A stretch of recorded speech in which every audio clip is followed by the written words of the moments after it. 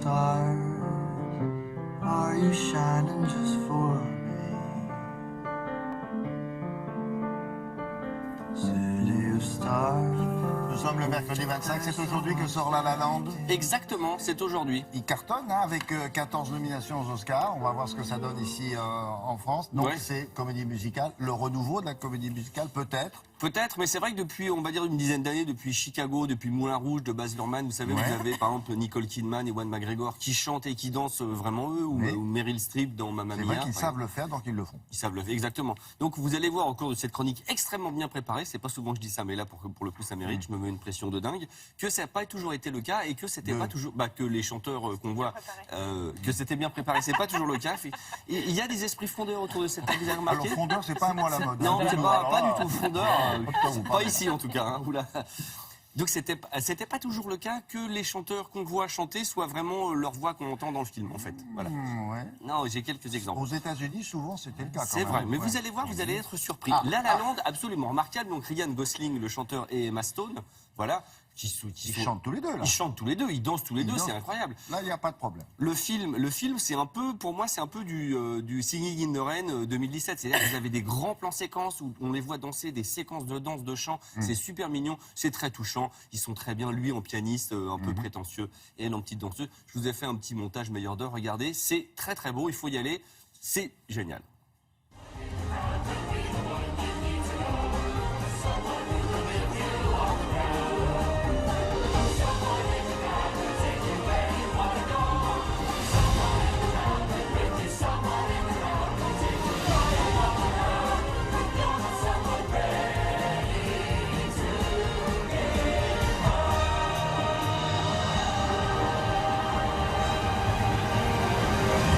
Alors, vous avez comparé ça, et c'est pas faux, à Singing in the Rain. Sauf que là-bas, dans Singing in the Rain, les chansons étaient toutes très bonnes. Oui. La difficulté, c'est ça aussi. Est-ce qu'elles sont toutes très bonnes? Justin Hurwitz, le compositeur, c'est très très bien parce que vous savez, ça fait à la manière de. On a l'impression que ce sont des standards qu'on a déjà entendus. Oui. C'est très très bien. En plus, alors Damien Chazelle, le réalisateur, on n'en a pas parlé, c'est le garçon qui avait fait Whiplash, vous Oui, savez. bien sûr. Et donc, j'ai jamais vu la musique filmée comme ça. Et donc, les danseurs, pareil, il aime ça. Il aime la musique, il aime les danseurs, il aime Alors, les lui, gens c'est un qui. spécialiste de jazz. Il est exactement, et c'est très très bien. Et Justin Hurwitz, le compositeur, à mon avis, on va le revoir souvent.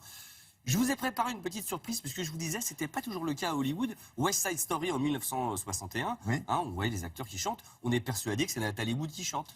Et ben en fait, c'est pas Natalie Wood. Et en fait, c'est Marnie Dixon. Marnie Dixon, c'est une jeune femme qui a été la voix fantôme d'Hollywood, puisqu'elle avait, par exemple, remplacé Audrey Hepburn dans My Fair Lady. Et alors, le truc qui est épouvantable, c'est que je vous ai retrouvé des images extrêmement rares, parce que Natalie Wood avait travaillé des semaines et des mois en studio pour apprendre à chanter. Et donc, on a la voix de Natalie Wood, et je vous ai trouvé un extrait avec Natalie Wood qui chante, et ensuite Marnie Dixon qui la D'accord. remplace. Regardez bien, et Natalie Wood s'en sort très très bien. Tonight, tonight, it all began tonight. I saw you and the world went away. Tonight, tonight, it all began tonight. I saw you and the world went away. Elle s'en sort bien quand même. Très très bien. Et lui, le malheureux, il a fait qu'un film. Oui, oui, oui. Tony, le pauvre Tony.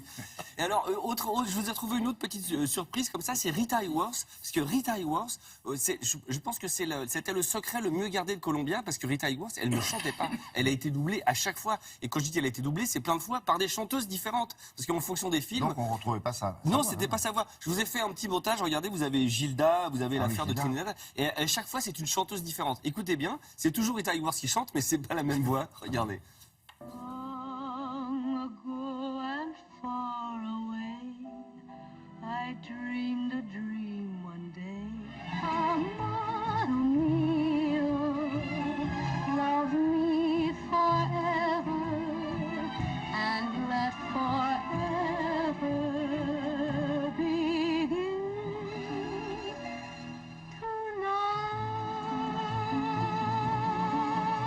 tonight. It's only that I do what I love and love what I do. Can't help the mad desire that's deep inside of me. Donc quand elle tournait la scène, elle chantait en playback. Ah oui, elle chantait en playback. Ce serait génial de récupérer, mais je pense Oui. que là, c'est pas. C'est Martha Mears, la dernière. Sur la dernière, vous savez, tout le monde a fait ah, elle a changé de voix, la dame. Elle a descendu de la dernière carrément lui allait de mieux demi-ton. peut-être, non? Oui, ça lui va mieux, le petit côté voix un petit peu côté, grave comme ça, ouais, oui. Comme Anna Reinhardt chez nous qui chante comme ça, cette voix un peu grave. Et là, il y avait Glenn Ford qui l'a regardé dans Oui, cette scène. Bon, La La Land, faut y aller, faut aller Oui, aller oui, voir, oui, hein, oui. C'est très beau, c'est On très y beau. va. Allez. Merci beaucoup.